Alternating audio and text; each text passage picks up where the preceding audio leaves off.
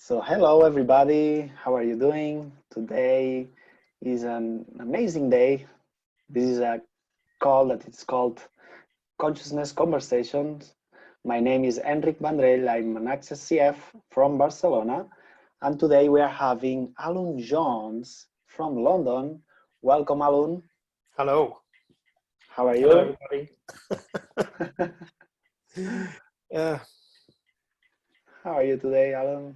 I'm really good, actually. I'm kind of quite fired up and inspired because Mr. Timian, who is on the call, and I have been talking about kind of creation and stuff. So, yeah, Wow. lots of stuff. So it's kind of one of those days where I'm creating from inspiration, not desperation.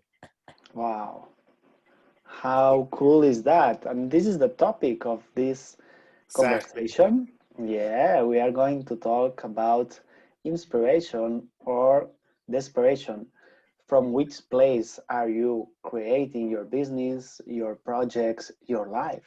Yeah. So yeah, we had some nice talks, me and Alun, about this because both of us are an Access CF, and we were talking about how in this period of big changes, how sometimes some people we get or they get in this energy of needy or of need to create something, and sometimes it's not from a place that you are creating it, you are just doing something weird.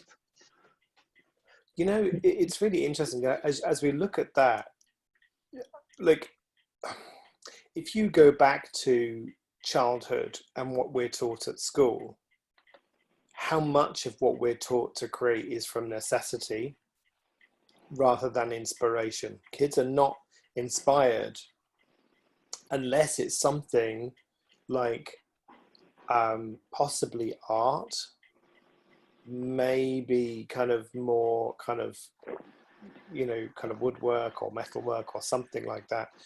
But even in English, or languages, we're not taught to be inspired. We're taught to get the grammar right. Like, we're taught to get the language correct. There's no, like, how can you use language to inspire people? I love words and I'm constantly inspired by new words. There are certain words that they just sound like. Discombobulation is a brilliant word. I've yet to find a way to get it into conversation, but like, when you get words like that, they just really, really, they just kind of, the way they roll off the tongue, because playing with words inspires me. It's fun for me. Yeah. Well, and Alan, while you were talking that, I got that sense of when you said, yeah, when we were a child and we were in this needy energy of doing something, it looks like it's an obligation Yes. to do the work at school, to do the things.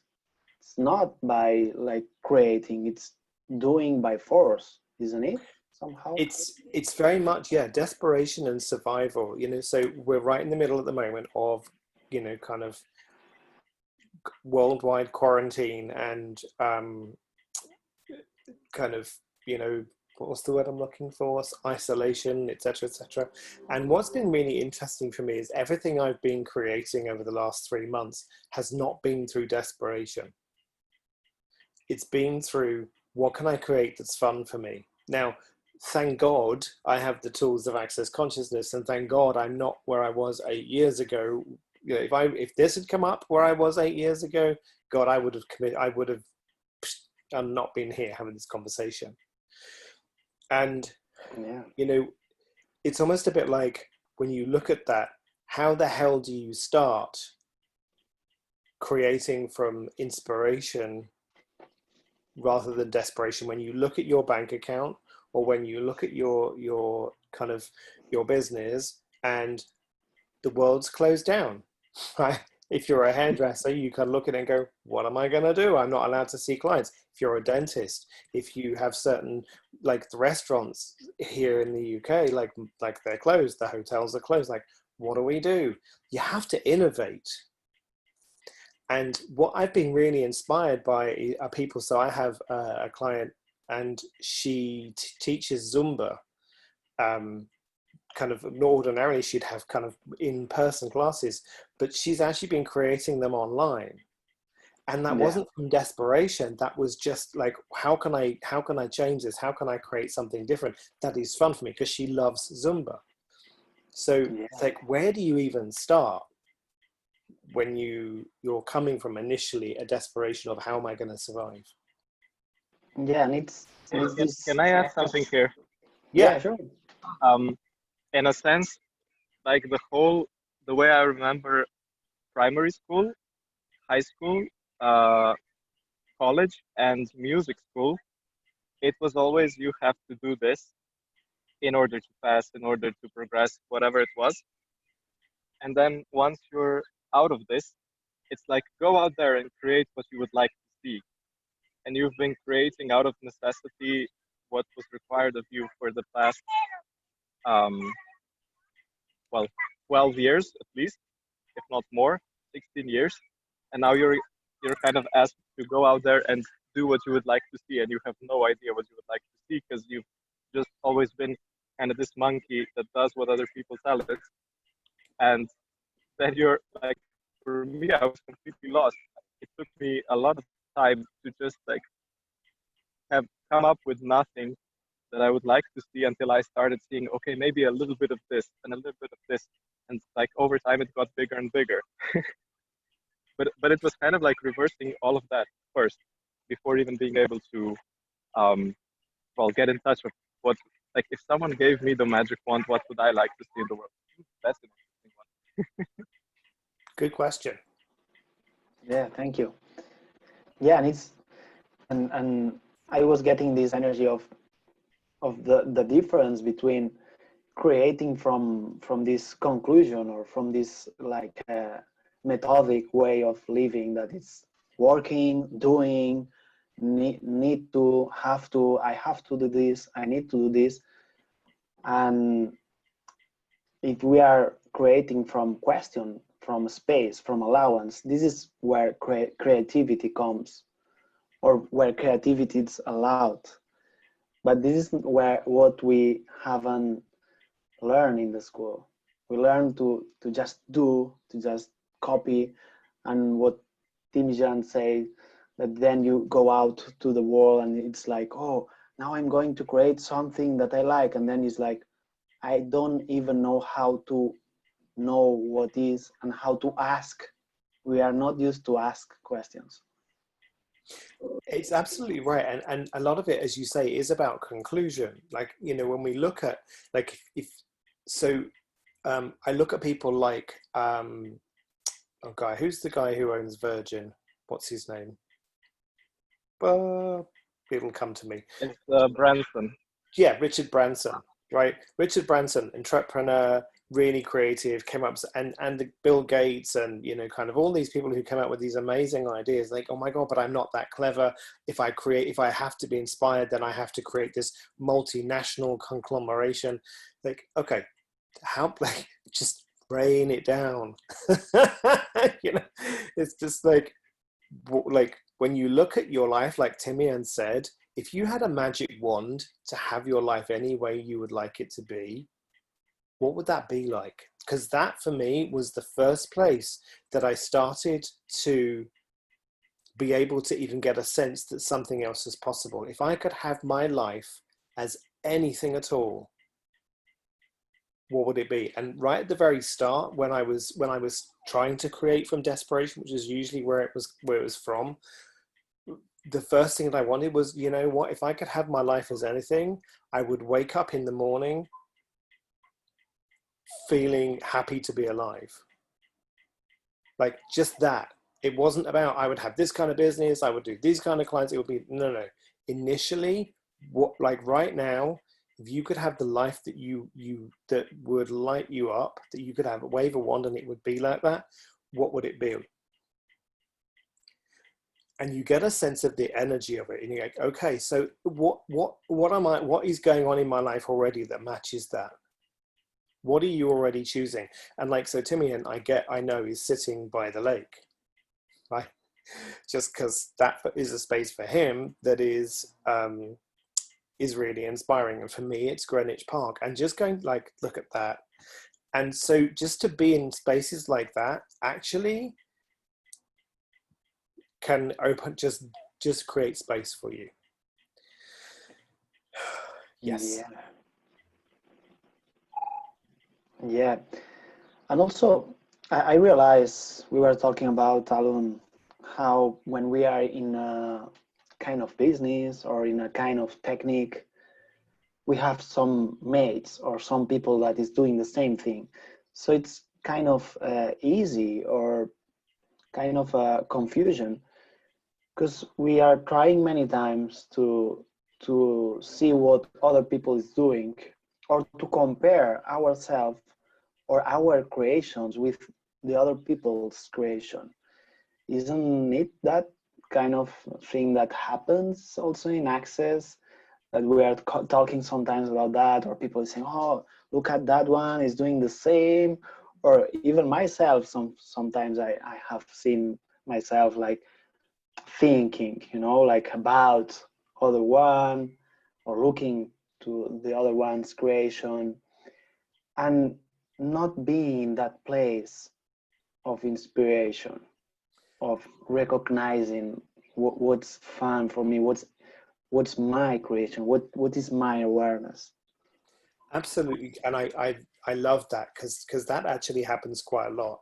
There have been times over the years where I've had an idea about a call that I'd love to do, and then I see someone like Dane do a call on exactly that.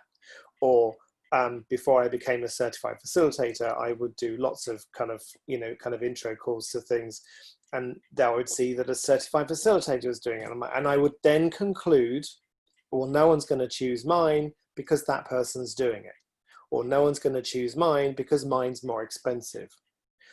And like, that is one of the, comparison is the greatest killer. And what I want to invite everyone to on this call is cut it out.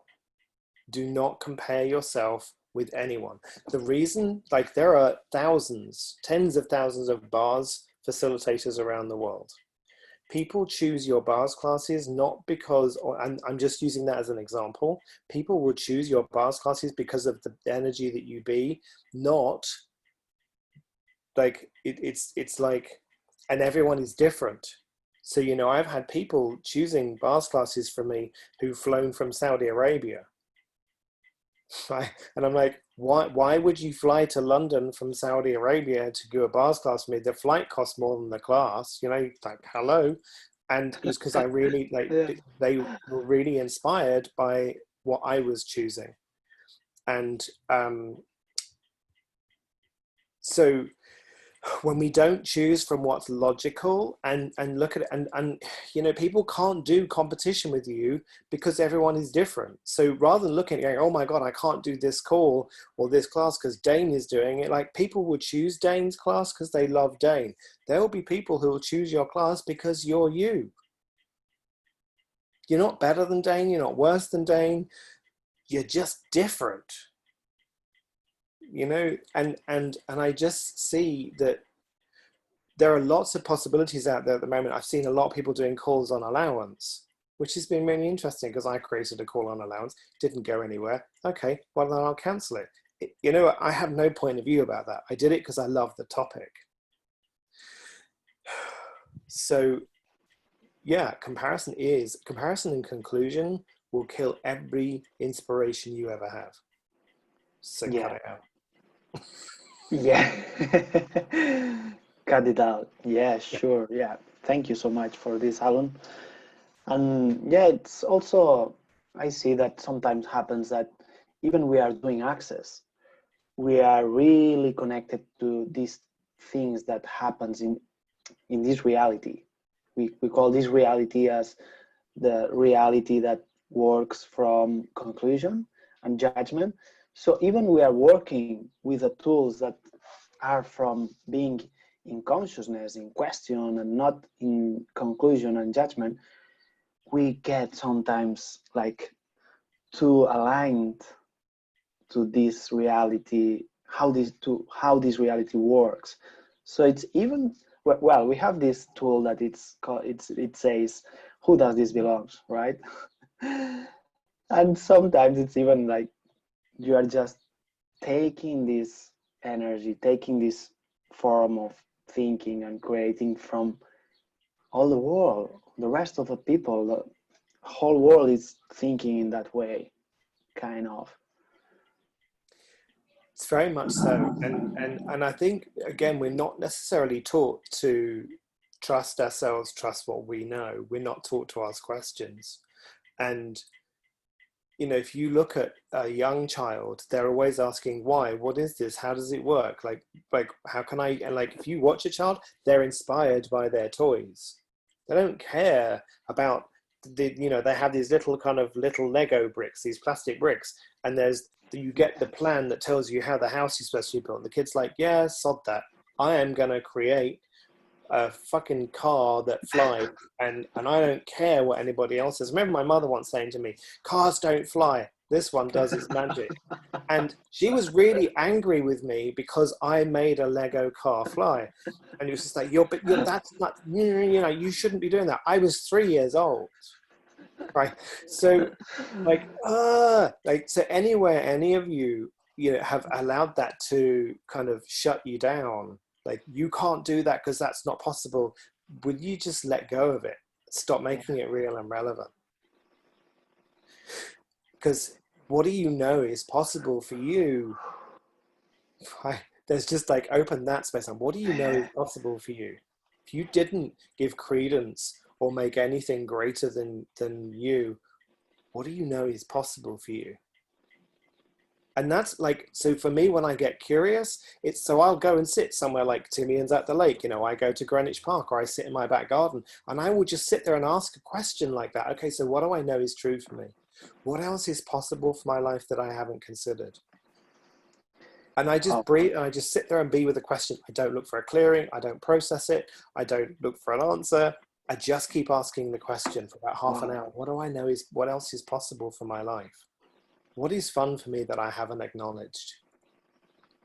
I like the questions you are saying, because you are asking for inspiration or for something else, but including you, from you also. So is that inspiration comes also from being you, from being yourself, from being whatever? Because sometimes it looks like, okay, I have to take the inspiration from someone, from something else that is bigger than me, from something that is outside me. And it's funny because, again, Timian and I were having this conversation literally just before this call, was like, what are you, like, where are you looking outside of you for inspiration, rather than looking at, and really it is that space of play. Like, so for instance, you know, I am not very good at knitting, but every now and then I pick up knitting needles and I kind of just start knitting just because it's fun for me. And then I put it down when I get bored and I go and pick up something else. You know, my computer screen, if I were to share my computer screen with you, I'm one of those people who has like 30 windows open all at the same time. For me, I don't work on one thing at once. I have to do this and then do this, and then I might go and put some washing on or make a cup of tea and go and stand in the garden. I don't try and do things linearly. And so the thing with desperation, I find, is people keep pushing at the same thing until I get this right. I've got to keep going. I've got to get this done. I've got to get this done. Where sometimes the creative inspiration is what's required in this 10 seconds. And so, like, Timian and I, so again, like, just so you, because Timian works with me, that's why I keep kind of referring to him. We were having a meeting earlier this week, and kind of we ended up having kind of this conversation where we were clearing a whole load of stuff, but we didn't really do any creation for the business. It was like, actually, does anything required business, like, for creation? It's like, do you know what? No. So we've kind of left it 2 days, and now tomorrow the energy is back up, and we're like, okay, so this and this is, because stuff needed to percolate. If we tried to push that meeting, it would have gone to shit. Yeah. So it's about being present, and what's required now in these 10 seconds, and not from the the order or the conclusion of, okay, have to do that because we already talked about that, or we said that it Yeah. has to be like this. So, and also there is a difference between creating and being with your creation and working, or when we say working, it's Yeah. this energy also of doing it hard, like Yeah. working. It You have to becomes, work. it can be, for me, it becomes really boring. When I'm doing work, it becomes really boring. It's something I have to do rather than something I'm choosing to do. Oh So I get yes. an idea for a post and I'm like, that's it. And I'm done, and I'll create a graphic and it's done. It's done in 5 minutes. But I do it when it happens. I don't kind of go, oh, I'll do that. Because I know if I say I'll do that later, the energy will have gone. There is a really great book that, and I can't remember what it's called. Glenise Hughes got me onto it. And it's about a woman who was kind of away from her home, and she got this idea to write a book. And she knew that if she didn't go home and start to write down the creative ideas, it would move on. And so it's almost a bit like inspirational possibilities are just out there. They're out there for anyone to tap into. And if you're willing to tap into them, you can get the energy of them, which is why you may see people doing, like 3 or 4 people creating a similar kind of call all at the same time, because they're tapping into the energy. But if you don't sometimes act on it immediately, like, let me just message this person, or let me just write that down, or let me just create that graphic, it will move on to whoever is willing to create it. Because you get these people going, but that was my call. Like, we don't own ideas. We don't own creativity. Inspiration is there for everyone to choose to perceive and be. And, like, what inspiration, every single one of you on this call, where are you inspiring people that you haven't acknowledged? Just by being you. Like, really, just by being you, where are you inspiring other people? Enric, for me, I watch him on Instagram. The guy is just brilliant. And which is why I kind of was following him. It's like, I love what you do, because there's just this energy of play and fun, which is why I keep having these conversations with you. Mm-hmm. But I don't get you're just being you. Timian does the same thing. Like, for me, Timian, and Sarah, who's on the call as well, Sarah Ross, she inspires me because she's just so much fun to be around. These people inspire me just by being themselves. So where are you inspiring people that you haven't acknowledged? That's one of your questions for the garden. Like, where am I inspiring that I haven't acknowledged? Universe, show me. Another great tool from Access. Sorry. Yeah.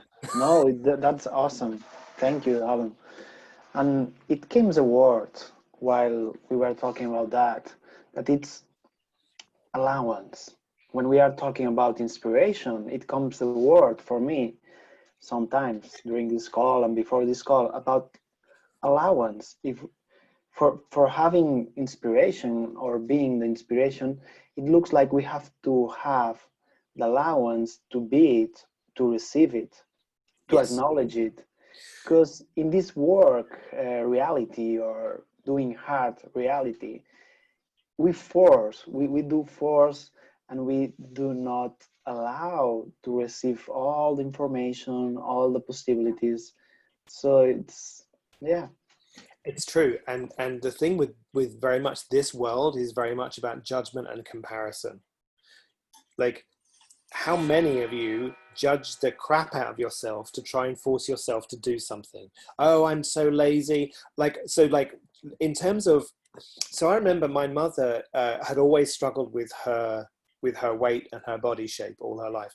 She used to put photographs of fat women on the fridge, so that she could kind of remind herself every time she went to the fridge to get food that she would see these fat women. It's like, oh my, I must not look like that, because I'm like, and so judging the crap out of her, judging the crap out of these photographs, and comparing herself to these women to try and force herself to change her body shape. It never worked. In fact, she just got bigger, because she was in this self-loathing and comparison, and then desperate to lose weight, rather than, for me, what inspired me to have ease with my body was not changing the shape of it, was actually, as you say, being an allowance of it. When you're in allowance, and so for today, the first time ever I walked past a window in a shop and I saw my body in the reflected, and I had no judgment of my body at all. It was bizarre. It's like, I've never experienced that before. It's like, oh my God. So what inspired me to have that ease with my body was a friend of mine. We've had this conversation before, but it's like, when you're around someone who doesn't judge their body, it's inspiring. And they're not doing it for you. They're doing it so they can have ease with their body. And it's incredibly inspiring when you're around someone and you realize after 3 days, you haven't judged your body once, because the person around you doesn't judge bodies, including their own. Like, where are you not in allowance of you and the gifts and capacities you have, that if you were in allowance of it, would inspire everyone around you? Like, those are the people who love being around you because they don't feel judged. What allowance can you have for you that will change the world? Literally change the world. Wow. Yeah, wow. Oh my God. That just lights me up when you know you can be that space just by being you, with no, like, that's the inspiration. That's not from desperation. It's just choice. Yeah. Thank you so much. And we have some questions here in the chat. So Sarah said, I wonder if the quarantine has created freedom of some sort. I get for some people it has. I get for others. I think what I see quarantine, what it's done, is driven a polarity. It's driven those people who are very much coming from desperation, and those people are going, do you know what? I now have the space to choose something different. Yeah. It's a bit like that story about there's the two wolves, and which one, there's the one wolf and the other wolf, and which one survives, whichever one you feed. It's almost like desperation and inspiration. Let's look at it as two wolves called desperation and inspiration. Mm-hmm. If they were to have a fight, who would kind of survive? The one that you feed the most. Yeah. If you're feeding desperation, then it's going to kill your inspiration. If you're feeding inspiration, desperation will just wither away. So, wow. So when you look what are you choosing? Yeah, which are you choosing? So this quarantine is like, if we didn't make any of this relevant and real and not buy into what doesn't matter what anybody else is choosing. So what can I be that's fun for me that will change the world? Cool. Yeah, so inspiration, it's about choosing, and about choosing you. Yeah, very much so. About choice. What are you choosing? And fun for you. Yeah. This is the forbidden question. Yeah. What would be fun for me? You're not allowed to have fun. You have responsibilities. You have to pay your bills. You have to be a responsible citizen. You have to comply with everybody else. How can you ask for fun in your life? You cannot have fun. You need to. Yes, you must have fun. But I see people like that. It's like, I have to make this fun. I have to make this fun. If you have to force fun in what you're doing, what's that thing? It's a bit like when you're farting. If you have to force it, it's probably shit. So if you have to force yourself to have fun, it's probably shit. So, you might want to go and sit on the toilet rather than force it out. Just saying. Yeah. Yeah. Sorry, everybody. I really like that one. Whoops. I used it the other day with a friend. I said, yeah, creation it's like a fart. If you force it, you can get something else. Pants. True story. So Sarah also says, years ago I went to a slimming group, and if you put the most weight on, they called you the pick of the week, and they gave you a pick to take home to put in the fridge. I did not go back to that group. Good for you, because truly shaming, oh my God, how much have you been shamed into desperation rather than inspiration? How can you be happy with coronavirus going on? How can you make money out of people because everyone's in quarantine? How can you dare go out without a mask on or gloves? You should be ashamed of yourself. Yeah, I know. Can I add something to what Sarah wrote? Yeah. It's kind of like if you are shamed or judged into changing, or if you do that yourself, then whoever is around you that would like to get the same change, you have no other choice but to judge them into changing as well, because that's the way that you know. So Yes. you have to force people to first believe how bad they are so that they can then choose motivation to avoid that badness so that they will be right. And it just creates like that rippling out, it just creates more chaos than anything else. You may have like a lot of slimmer people, but they are not really happy, right? And they judge other people as well. If that's how they get to be slim, is by judging the crap out of themselves. There was a TV program called Shriek, I think it was called, or Shrill, I think it was called. And there was a young woman who, this gym instructor met her and said, hey, you know, I'm doing this program. Would you like to be a part of it? You know, here's my card. And the woman, I can't remember what her name was, I'm going to call her Shrill, was just like, oh, you know, thank you very much, you know, I'll give you a call if it kind of lights me up. And she didn't. She's like, I don't need to change my weight. Like, I'm happy with my body shape the way it is.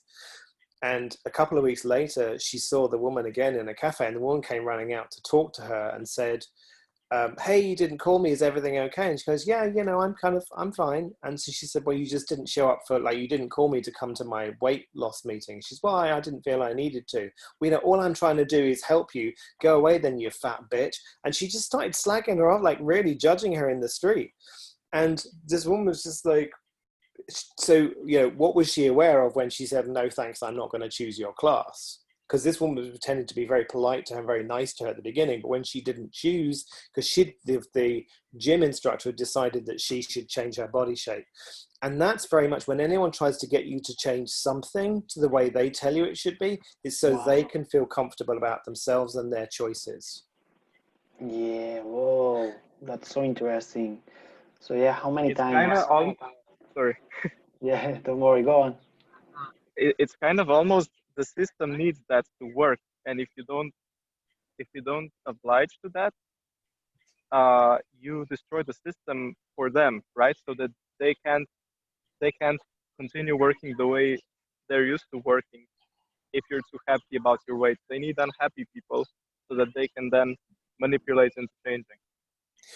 It's kind of like anything, really. People need to be right, and if you don't go along with what they're saying is right, real, true, and perfect, then they have to be wrong. That's their conclusion. If you don't agree that this is the right, good, and perfect way to be, then I must be wrong, and I can't be wrong, because that would make me really bad, and I'd have wasted all of my time making all of these choices and getting this, and you're making me wrong, so I have to make you wrong. And then they come back on the defensive. And at the end of the day, there is no right and wrong. You choose to have that kind of that slim body shape, and you choose to kind of go to the gym, and you choose to eat that particular way. Awesome. I'm so glad that works for you. And I'm choosing to have chocolate brownies. And I'm all right with that. Yeah. Right? And I'm willing to flash off my big hairy body kind of in my underwear, and I'm okay with that. I'm, you know, like, it's just a different, there is no right and wrong. Yeah, and how many times have we been in a gym or in any place, like doing some sport or whatever, and someone else is projecting and judging your body with that point of view that it should change, it should be different. And that's the desperation inspiration thing. Like, how many people desperately try to change their body shape? So they'll do the diets, they'll judge the crap out of themselves, they'll make themselves wrong, they'll make themselves really unhappy with these diets that perhaps don't work for them. And then you get the inspiration, which is, do you know what? Like, so I used to go running a lot years ago before I broke my leg. And then, this is kind of 20 years ago, I used to go running. And when I went running, I ran because I loved doing it. It was actually fun for me. as I got older, and you know, like I could jump on a whole load of reasons why, for me it's not so much fun now, but I love to walk, and I walk because I love to walk, not because I feel I have to, not because I have to change my body shape. Actually, some of my best inspiration comes when I'm walking, and I'm just either playing some music or just listening to nature, and I'm like, oh my god, this cool. Like that for me is inspiring. So I don't like, and I have a keto diet, not because I feel desperate or that I have to have it, but when someone told me about keto, my body almost jumped off the chair. Like I could feel it. It was like, oh my God, that just, and it really works for me. I love keto. Yeah. Yeah, in my case, I tried different diets or ways for eating, and it's not about having a change in the shape of my body. It's No. about my body says, "Oh, I want to Yes. try this." Like Yes. it happens with keto some time ago. It was like, "Oh, I want this. I would like to have this." My body said, and it was so clear. And then it I'm was giving up. for some time I was doing that, the keto, and after a while I changed it, and then I found another way or another thing to do with food, and my body also said, "Oh, I love that." And that's not living in conclusion. That's like, I'm just going to keep following what my body is asking for. Yeah. So for me, keto was more about letting go of carbs and bread. Oh my God. Like I would eat potatoes, pasta, rice, bread, and I would have really, really bad indigestion. Like I would eat packets and packets and packets of tablets for this stuff that was just really unpleasant for my body, or sugar. And now I don't have any of that. And the idea of eating bread, my body's like, whoa, you know, like, no, but give me some raw, like not raw meat, but give me some cooked meat and like really fatty cheese. Yeah, I'm in heaven. Yeah, yeah, and this is being connected with the body and with awareness and the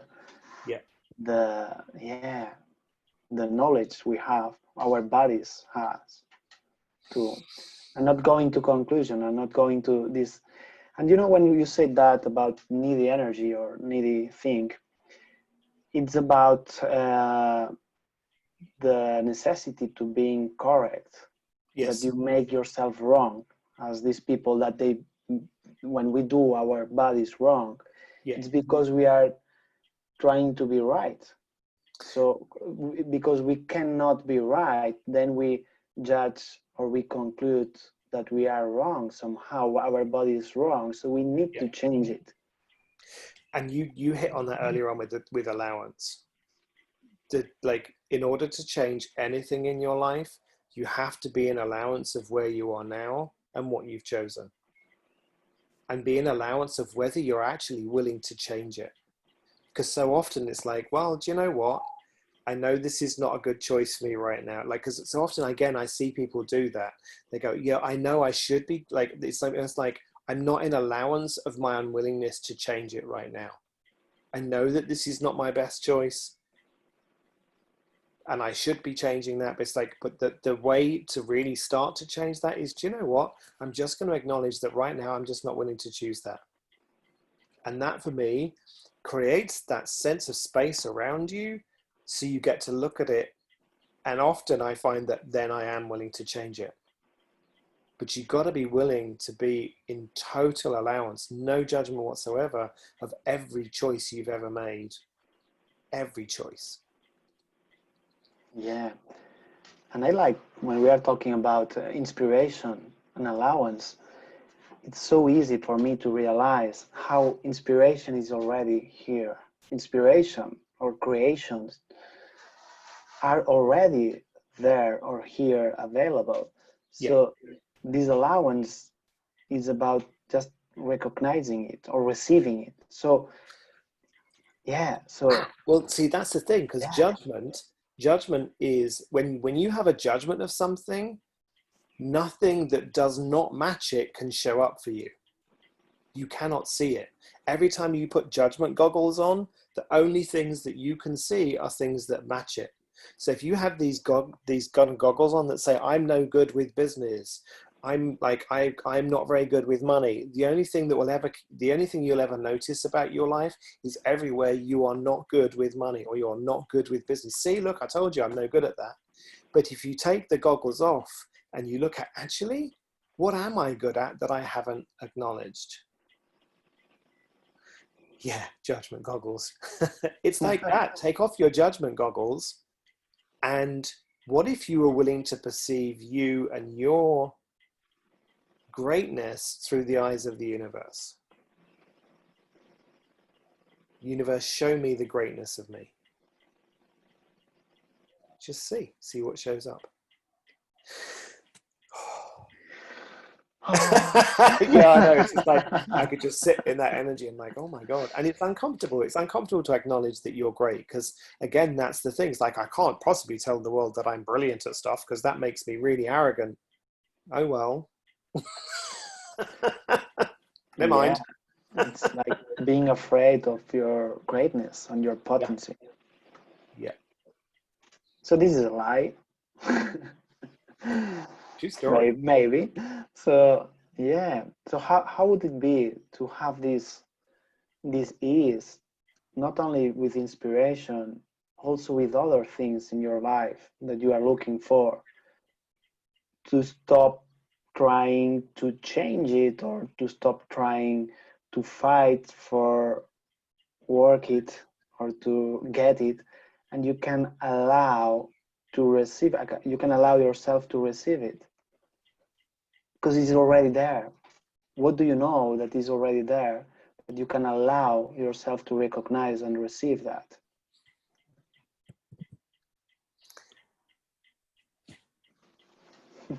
What else is possible with that? Yeah. Whew. Wow. Ooh, so much space. What space have we created here together with all of you guys? True story. And if I were to give any of you home play, and this is not my call, I'm totally kind of taking it over. But if I was to give you any play, it really would be just to sit with the question, or ask every day, where can I inspire me today? Where can I inspire me today? Yeah, that's. What can I choose that would inspire me today? And just start your day with that. Just put the question out there. Yeah. Oh, just see, our saying was written, universe, show me the greatness of me. That's short and easy. Absolutely. And ask that question every morning too. Hey, universe, show me the greatness of me today.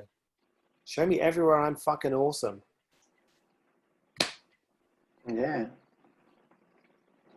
Mm-hmm.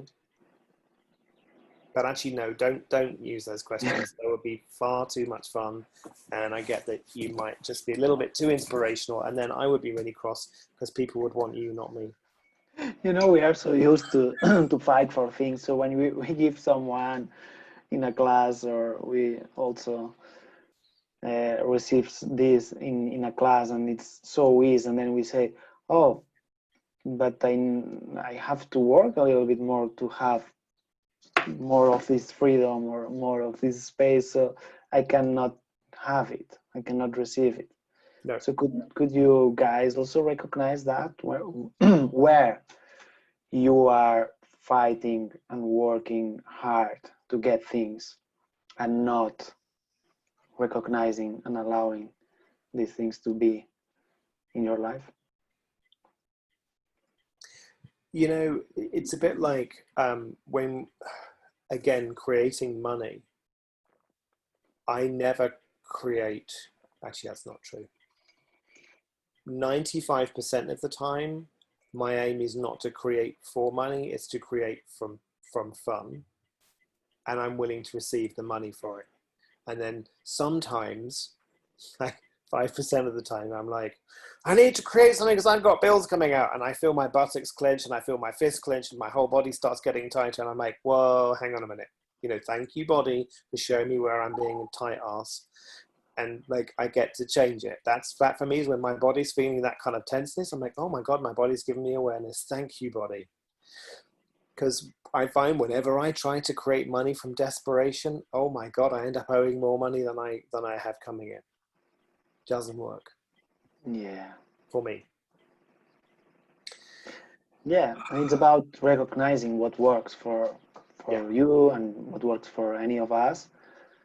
And as we said, it's every 10 seconds what's required. So as Alun also said at the beginning of this call, some days in your creation, it's required not to do something or not to put the energy in some project or some area. And then suddenly the energy change, or you can recognize or realize that, oh, now it's the moment. Now I have the energy. And then it's so easy to go on with that. And be willing to fuck it up and for it to go wrong. And be willing, because oops, that wasn't my best choice, let me change that. And also be willing to change on a dime. Like, be willing to change, like, oh my God, but this is the plan. And again, Timian and I were talking about like kind of planning something, and we're like, oh my God, this is just feeling so heavy. let's not plan it. Let's just kind of let it go and see let's let it percolate and see what shows up. But yeah, and willing to cock it up. You know, the number of times I've sent the wrong link out to people and they've got the recordings from the wrong call. I'm like, oh, oops. And it's like, oh, well, I like, where's years ago? And like, so some of the things I've done in my life, you know, I've sent employment contracts to people where they shouldn't have gone, and it caused all sorts of problems. And I was in tears. I was so terrified. And I'm like, the world didn't end. It's not like you've got this little button that underneath it says nuclear holocaust, and you, like in the film War Games. And you know, let's face it, we're infinite beings. How many universes have you exploded by accident? Just get a sense of that energy. Like, oops. So you create a new one. Like, really? You're that potent, you're that powerful, it matters that much. Oh, well, I blew up that planet. Never mind. Maybe I'll go and create another one. It's like, it's like, I'm not saying choices don't have, like, they don't have a knock-on effect, but when you're willing to be aware of, if I choose this, what's that going to create? Then you get to choose again. You don't have to, it's not like I've made my bed, therefore I must sleep on it. Oh, I'm not sure what that means when Christine has put in the chat room there. Is that anything in Spanish? Who knows? I don't speak Spanish. Are you frozen, Mr. Enric? It looks like he's frozen. Unless I'm frozen. Is it me who's frozen? No, I don't think I'm frozen. I'll just keep talking. All right, so I'm going to keep... I can hear you, but Enric is frozen for me too. He's frozen, so I'm just going to keep talking then until he kind of can get his internet sorted. So, yeah, it's just like, if you didn't make yourself wrong for any choice, if you didn't have the desperation to get it right, good, perfect, and correct, what could you choose? And yeah, would you be willing to get it wrong? Like, sorry, this is just like, ooh, that's really interesting. Timmy, and my screen is frozen on bringing you on your crotch. It was quite amusing. It's like you were center screen. I'm like, that was quite distracting. Oh my goodness. How did you get so lucky? How did I get so lucky? It's in a sense interesting when you don't judge yourself when you make a mistake. It's interesting to see how some people, like even like completely random people, will try to hold that against you, in a sense like, oh, how terrible you are that you sent out the wrong emails, or like, I don't know, did something. And it's really interesting to just kind of sort out the judgers, in a sense. You see very clearly and very fast, like, who just likes to judge for the sake of judging, because it really has, like, it had no consequence. They just love to judge. So exactly that. It's exactly that. People just love to judge, and okay, we can make it as relevant as we choose to. Like, again, the desperation, inspiration, as long as you allow other people's judgments to be relevant for you, you'll probably end up trying to create to survive. Oh my God, I have to create something that people won't judge me for. Good luck with that. There is someone somewhere who will always judge you, whatever you create. Like, truly, there will always be someone who judges you. You know, I get messages from people all the time, I say all the time, nowhere near as much as I used to, but I would get people sending me these kind of really attacking kind of emails about swearing on my posts, or talking about masturbation, or putting nude photographs of me on Facebook or being uncaring because I wasn't going to get drawn into someone else's judgment of something. It's just like, wow. And I used to really defend against it.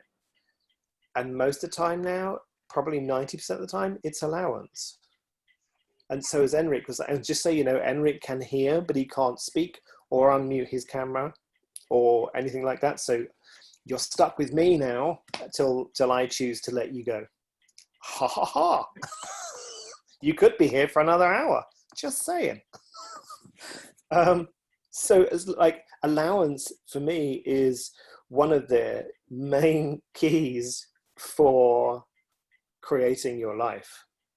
It truly is. If you're not in allowance of you, if you're not in allowance of your choices, if you're not in allowance of what you have chosen, and I know I've said this already, but it really bears worth repeating. So this is why the tool Interesting Point of View is such a gift. Interesting point of view, I have to create this. Interesting point of view, I have no choice. Interesting point of view, I'm desperate for money. Interesting point of view, I can't change this. Interesting point of view, they're going to judge me. Interesting point of view, I have to lose weight before I go on camera. Interesting point of view, I've got a horrible voice, people don't want to hear me. Interesting point of view, I'm not that inspirational. Interesting point of view, I'm nothing special. I almost went into the ABBA song then. In fact, I'm a bit of a bore, but you know, I probably only the young and old enough to know that song. So Sarah's saying, so create from fun and with fun, and then see what's fun to change to. Absolutely, Sarah. And so asking that question, what actually is fun for me? Just start making a list. What do I enjoy doing? It might be something like knitting. That's okay. Because when I'm knitting, I get inspirational ideas about what else I can create, because it keeps my hands busy while my head is working. So Osang is saying, I say if you're willing to receive judgment, you get to receive $100. If not, you lose 1,000. Yeah, it's like the way I've heard it, Osang, is you got to be, when you receive judgment with no point of view, like that's the key. You've got to be willing to receive judgment with no resistance and reaction to it, no charge. It will put $5,000 in your bank account over a year. Every judgment that you reject and resist and react to, you have $10,000 taken out of your bank account every year. And the thing with that is, I see people sometimes saying things like, yeah, well, that's good. Thank you for your judgment. That's money in my bank account. And you can hear from their voice that there's no allowance in that. They're not receiving it. Like, it's just, yeah, well, thank you for your judgment. Like, interesting point of view. Like, okay. And like, whereas really when someone judges you, like, you know, when you're in allowance of it, because you can be like, so someone will say to me, you're a fat, ugly wanker. Yeah, I know. Like, really, there's just no charge. It's like, okay, you're not like really the emphasis on inspirational the at all. last part.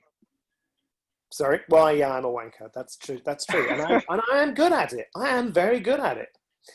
And and I'm willing to be fat and ugly too, because you know that works for me. Some people like ugly men. Who's to say? And like, so it's all just an interesting point of view. So this is why looking at, you know, when it comes to, excuse me, gonging, when it comes to looking at what's fun for you, interesting point of view, I have this point of view, nothing is fun for me. Interesting point of view, I could never make money from what's fun for me. Interesting point of view, I have no idea what's fun for me. Interesting point of view, I've forgotten how to play. And Timothy's saying, are you good enough to get paid for it? Well, and like, here's the thing, like, don't get linear about it. Oh my God, I'm really good at knitting and it's fun for me. How can I make money from that? what if actually knitting can be the space where you get to tap into other ideas? What if knitting is something that you do for you to relax and to enjoy, so that actually when it comes to creating your business or whatever else it is, you're in a different space? It doesn't have to be, I have to make things, because then you start turning it into I have to make booties or scarves to sell. Well, that may not be fun for you. And like Knit at the same time as wanking. can I also No. can I also say something about that, in a sense of like, who judges whether someone is good enough to do something? In a sense, what you just need is people who believe that you are good at what you're doing, or who see that in you. It's like, objectively, you can never argue that you're really good at something, or you can, but like how much more effort that takes, and how much less fun that is compared to just like going with the people who value something you do and playing with them. It's very true. It's like, if you didn't get caught up in it, just like, what is fun for me? How can I make money from it? How can I do more of it? How can I change it? And what else is possible with, like, what else is possible with this that I haven't considered? All right, people, I'm aware we've been here for an hour, and there's loads of content in here for you to play with. And, you know, if you have any other questions about anything that's come up, please feel free to contact Enric himself or me. You can find us both on Facebook. You can find us both on Instagram and YouTube as well. And yeah, like, truly, what else is possible for you when you're in allowance of you and trust you? What could change? So thank you everyone for playing. Thank you for your questions. Thank you for your outrageous comments. I adore them all. And what would it be like if you tried masturbating and knitting? You know, that could be your new revenue stream. So, or not. On that note, I will run away and stop being badly behaved. Thank you, thank you, thank you. I appreciate you all. All right, everybody. Take care. Bye bye.